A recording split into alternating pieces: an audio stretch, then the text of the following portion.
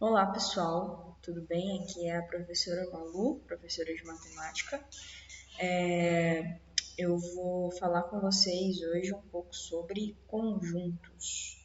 A gente está entrando aí no ensino médio e aí para entrar no ensino médio a gente precisa ter essa noção de o que é conjuntos. A gente chama de conjunto a coleção ou o grupo de elementos classificados a partir de uma certa característica em comum, ok? Por exemplo, vamos dizer que eu tenho um conjunto A. Sempre que eu tiver uma letra maiúscula, eu estou falando de conjunto, tá bom? Então, tem o conjunto A, que são os animais.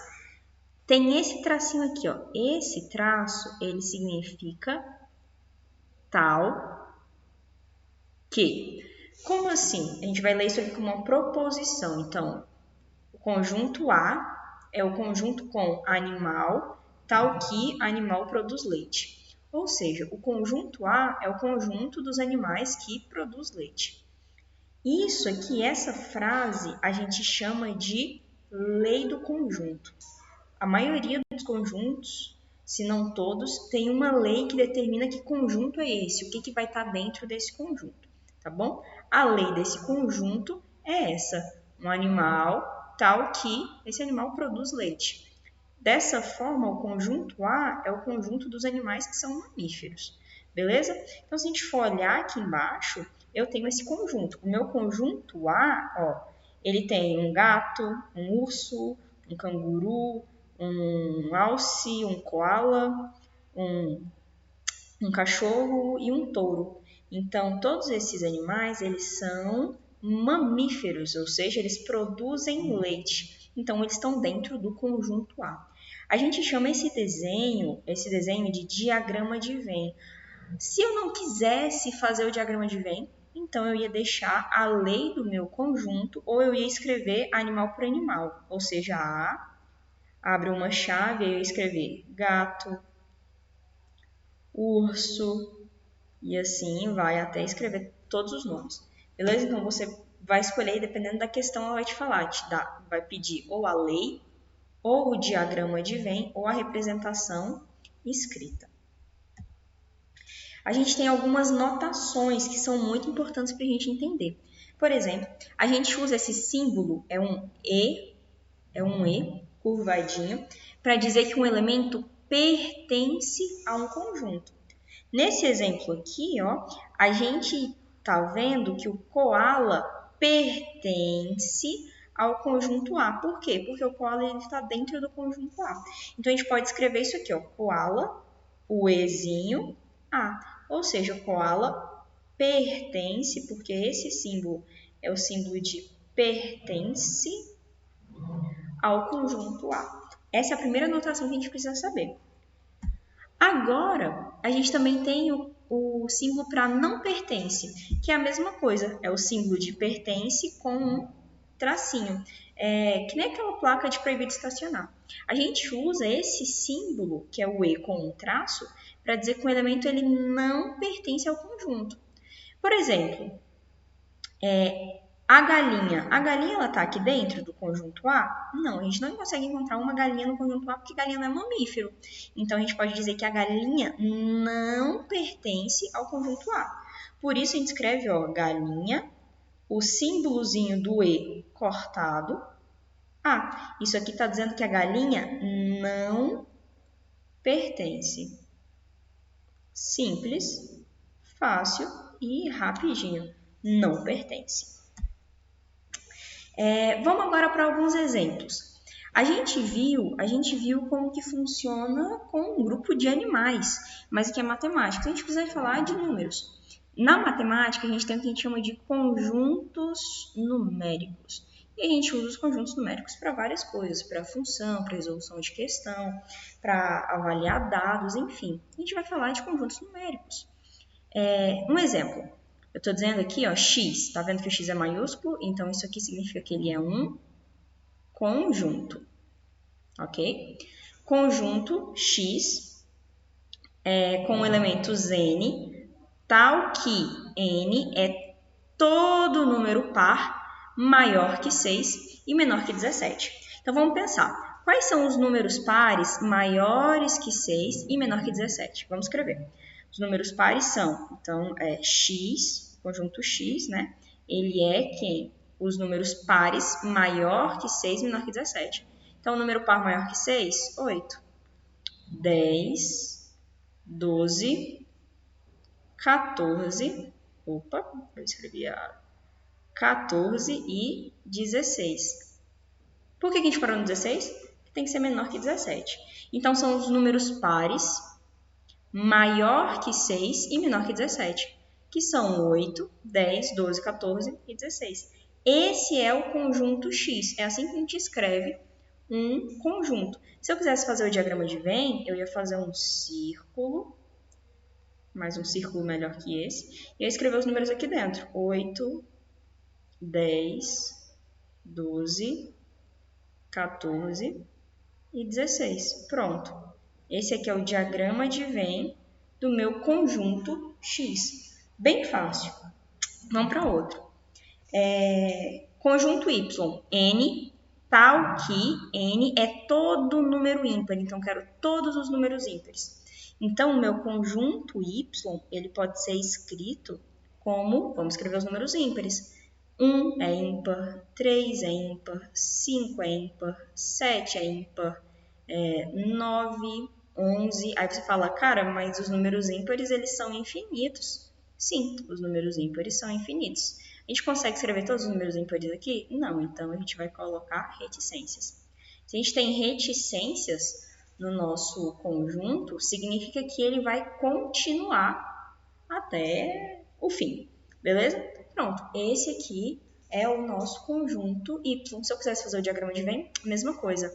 Eu vou fazer um círculo, escrever a letra que corresponde a esse conjunto e escrever os elementos do conjunto aqui dentro. Então, tem o 1, o 3, o 5. Tá que nesse tipo de conjunto aqui não é muito rentável, porque não vai caber todos os meus elementos aqui dentro, na verdade, porque são elementos infinitos. Então, eu vou escrever só alguns, não vou escrever todos. Mas a gente sabe que o Y é o conjunto dos números ímpares, tá bom? Agora a gente vai falar de alguns tipos de conjunto que a gente possui. A gente tem o conjunto unitário. O que é um conjunto unitário? O conjunto unitário é aquele que só possui um elemento. Por exemplo, o conjunto A só possui o número 2. Então, esse conjunto é um conjunto unitário, tá bom? Ah, mas e se eu tivesse um conjunto A que tem o 1 e o 2? Você quer um conjunto unitário? Não, porque ele tem dois elementos. O unitário, como o nome já fala, tem um único elemento. E o que é o conjunto vazio? O conjunto vazio, como o nome já diz, é aquele conjunto que não tem nenhum elemento, tá bom? Então, um conjunto que não tiver nenhum elemento, ele é o vazio. Ele é representado por esse símbolo aqui, ó. É uma bolinha cortada no meio de lado. Então, eu posso dizer, por exemplo, que o conjunto B é um conjunto vazio. Então, se eu tenho isso aqui escrito, ó, significa que o conjunto B é um conjunto vazio. Você também pode escrever, se você não conseguir fazer essa bolinha, você pode escrever como se o conjunto B fosse um conjunto vazio, ou seja, só as chaves, sem nada dentro. Significa que ele não tem nenhum elemento. Além disso, a gente tem outro conjunto que é muito importante, que é o conjunto universo. O que é o conjunto universo? O conjunto universo é aquele que possui todos os elementos e todos os conjuntos possíveis. Então, por exemplo, o universo, o conjunto universo, ele possui o 1, o 2, o 3, o 4, o 5, o 6, o menos 5, o menos 14, 1,7, enfim. O conjunto universo, ele é um universo, então ele cabe todo mundo dentro dele, beleza? Vamos falar aqui sobre subconjuntos. Se você já assistiu esse vídeo, você vai perceber que aqui é um pouquinho diferente do passado, do que você assistiu antes. Eu dei uma definição errada e aí eu tô vindo aqui para consertar isso, ok? Foi uma coisa muito boba que vocês podem fazer no seu dia a dia, mas que não pode acontecer, porque se acontecer muda completamente o significado de muita coisa. Então prestem atenção. Como eu falei no vídeo passado, a gente chama de subconjunto um conjunto que faz parte de outro conjunto. Como assim? Vamos dar esse exemplo. O conjunto X ele tem os elementos menos 2, 0, 1, 3, 4, 5. O conjunto Y ele tem 0, 1 e 5. Percebe que o 0 está no x e no y, o 1 está no x e no y, e o 5 também está no x e no y. Você consegue ver que todo mundo que está aqui no x também está aqui no y? Quer dizer, todo mundo que está no y está no x, na verdade? Consegue perceber que todo mundo que está no y também está no x? Pois é, por que todo mundo que está no y também está no x? Porque o y é um subconjunto do conjunto x.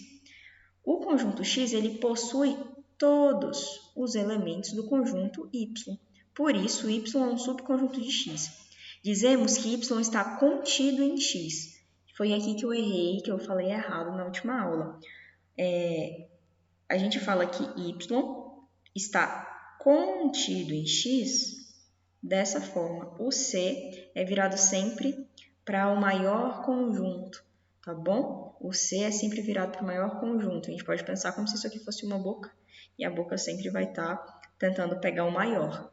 Então, para eu dizer que y está contido em x, eu tenho que dizer que y, o C virado para x, tá bom? Lembra que o C sempre vai estar virado para o maior conjunto. Dizemos que x contém y quando o y é um subconjunto de x, e aí o símbolo que a gente usa é a mesma coisa, só que o C virado ao contrário, tá bom? Lembrando que o C sempre vai virar para o maior conjunto. Da mesma forma, a gente tem a negação. Aqui, por exemplo, tem o conjunto A. O conjunto A tem os elementos 1, 2 e 3. O conjunto B tem o elemento 3, 4, 5 e 6. A gente pode perceber que o 3 está tanto no conjunto A quanto no conjunto B. Então, significa dizer que A é subconjunto de B ou que B é subconjunto de A? Não. Porque vamos lembrar que para ser um subconjunto, eu preciso que todos os elementos estejam contidos. Aqui eu só tenho um elemento. Se eu só tenho um elemento, eu não tenho todos os elementos, significa que não é um subconjunto. Então, você pode perceber que o 3 está aqui fazendo parte dos dois. O 3 ele faz parte do B, da mesma forma que ele também faz parte do A. Então, a gente disse que o 3 é uma interseção. A gente vai falar sobre isso na próxima aula. Quando os conjuntos não estão contidos, então, a gente pode dizer que A ele não é um subconjunto de B, da mesma forma que B também não é um subconjunto de A. Então, a gente vai dizer que, aqui está Y, é A. A gente vai dizer que A não está contido em B. O símbolo que a gente vai usar é esse, ó. Se o A tivesse contido, ia ser um C. Como o A não está contido, é um C cortado. Ou dizemos também que B não contém A. Se o B contesse A, ia ser só um C ao contrário. Como o B não contém, é um C ao contrário, cortado. Da mesma forma, o A também não contém o B. Então, o C ao contrário, cortado. Tá bom? Desculpa pelo erro, pessoal. Eu sei que é difícil desconsiderar o que vocês aprenderam, mas vamos tentar pensar agora desse jeito. Lembrando que quando a gente fala que contém, o símbolozinho do contém, ele sempre vai estar virado para o maior conjunto. O símbolo do contém sempre vai estar virado para o maior conjunto. Tá bom? Por hoje é só, pessoal. A aula sobre conjunto foi só isso, é bem simples. Esse slide ele vai estar disponibilizado para vocês lá na plataforma do Google Classroom, tá bom? Vocês peguem ele se quiser baixar para fazer as anotações em cima. Não tem essas anotações que eu fiz, mas você pode fazer suas próprias anotações. A atividade sobre conjunto vai ser colocada lá na plataforma em breve. Presta atenção, porque agora a gente vai ter mais de uma atividade por semana. Então, presta atenção nas datas de entrega para que eu possa lançar as correções certinho e a gente conseguir seguir com o conteúdo. Qualquer dúvida, cara, pode me procurar sem ter medo durante os horários de aula. É isso e a gente se vê por aí.